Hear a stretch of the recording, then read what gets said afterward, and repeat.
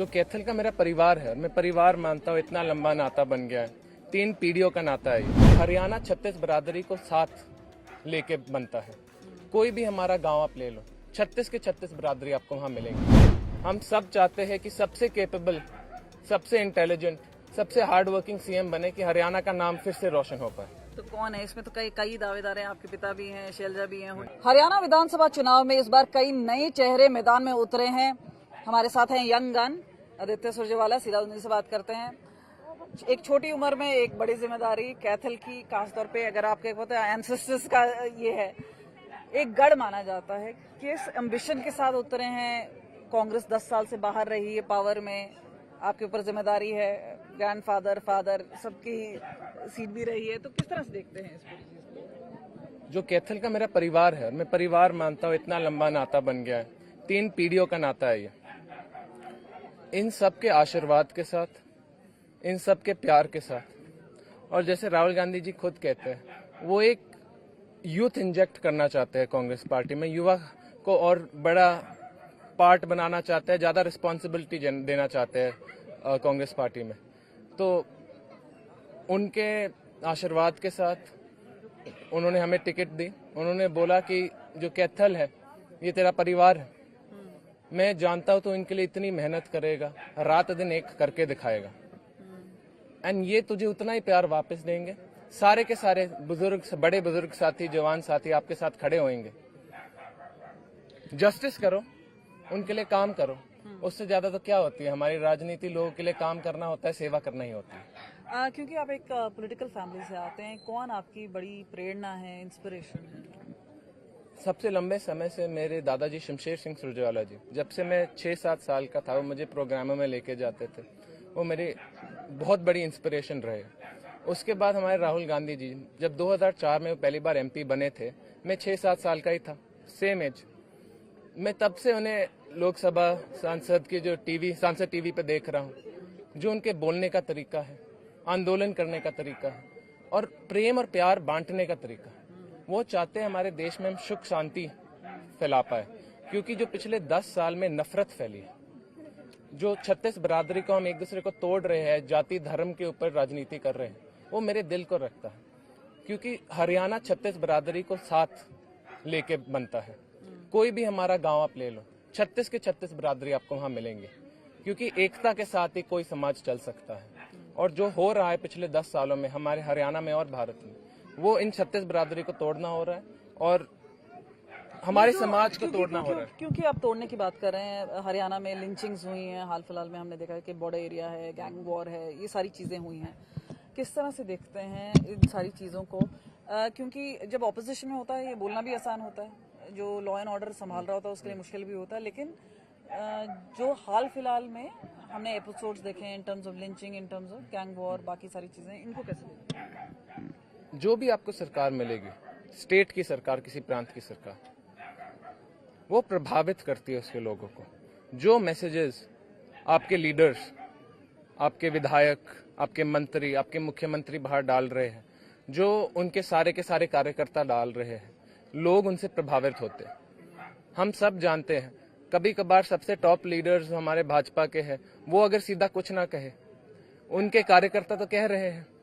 अगर वो किसी चीज को ओपनली कंडेम ना करे, उनके कार्यकर्ता तो उन्हें कंडोन कर रहे हैं। हम ये देख रहे हैं पिछले 10 सालों में कि जब भी कोई लिंचिंग हो, जब भी असामाजिक चीजें हो, जो ताकत के साथ सरकार को उनके खिलाफ खड़ा होना चाहिए, वो हो नहीं रहा। वो चाहते हैं कि ये हो, ये चाहते हैं कि ये नफरत फैलती रहे।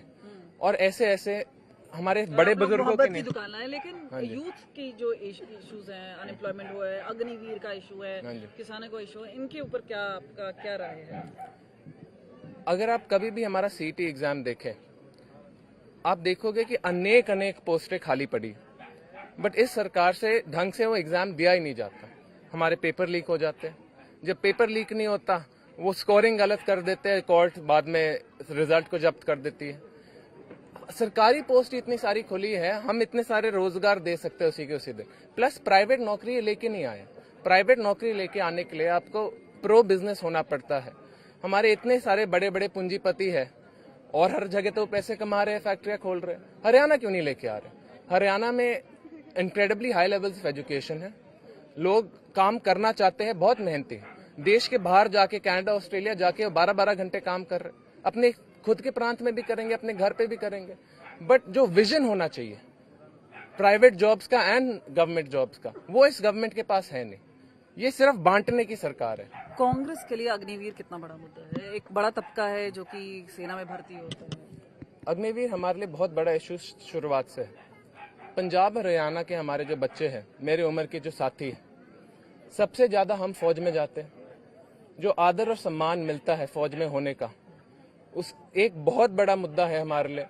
अग्निवीर के साथ वो सम्मान हमसे छीन लिया जाता है। जो साथी अग्निवीर होने के बावजूद शहीद हो जाता है, उसे ना तो सेम पेंशन मिलती, ना उसके परिवार को सेम सम्मान मिलता जो एक फौजी होने का मिलता था। और अब 4 साल बाद जब फौज से निकल के आ रहे हैं मेरे साथी, उनको ना तो कोई ढंग की नौकरी मिल रही। सरकार बोलती है कि वो रिजर्वेशन देगी, बट हमने तो प्रॉपरली लागू उसे देखा नहीं है। एंड एडिशनली आप इन साथियों को जो 4 साल देश की सेवा करने के लिए गए, आप उनको वो सम्मान दे नहीं पा रहे जो सरकार को देना चाहिए। चलिए एक रैपिड फायर फटाफट कर लेते हैं हम लोग। खासतौर पे अगर बात करें, क्या अपने आप के लिए देखते हैं कांग्रेस की सरकार आती है, क्या रोल रहेगा आपका? मेरा रोल सबसे जवान यंगेस्ट एमएलए अगर मैं बनूंगा और कैथल के सारे वासियों के आशीष के साथ जरूर होएगा, वो युवा की आवाज उठाना है। वो खिलाड़ी हो हमारे, मेरी बड़ी बहन विनेश भी हमारे साथ होएगी। हम सब खड़े होकर हमारे खिलाड़ियों के लिए आवाज उठाएंगे, रोजगार की आवाज उठाएंगे। मंत्री बनेंगे? वो तो पार्टी पे डिपेंडेंट है, जो हाईकमांड हमें सौंपेगा ड्यूटी, हम तो वो करेंगे। हम तो कांग्रेस पार्टी और राहुल गांधी जी के सिपाही हैं। सीएम किसको देखना पसंद करेंगे? सीएम पोजीशन भी हाईकमांड डिसाइड करेगा, हमें उनका पालन करना है। हम सब चाहते हैं कि सबसे कैपेबल, सबसे इंटेलिजेंट, सबसे हार्ड वर्किंग सीएम बने कि हरियाणा का नाम फिर से रोशन हो पाए। तो कौन है इसमें? तो कई दावेदार हैं, आपके पिता भी हैं, शैलजा भी हैं, हुड्डा जी भी हैं। अगेन जैसे मैंने बोला, राहुल गांधी जी, सोनिया गांधी जी, मल्लिका अर्जुन खड़गे जी, वो डिसाइड करेंगे। आदित्य क्या?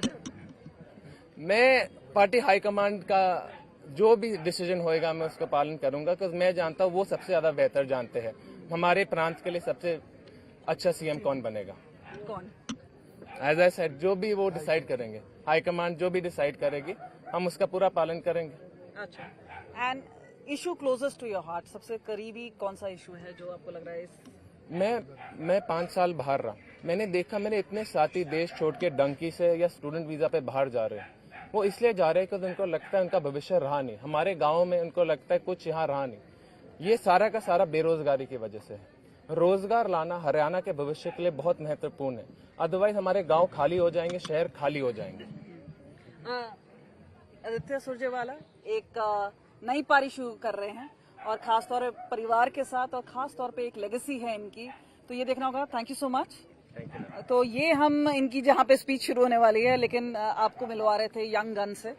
कैमरा पर्सन चांदी के साथ कमलजीत संधू।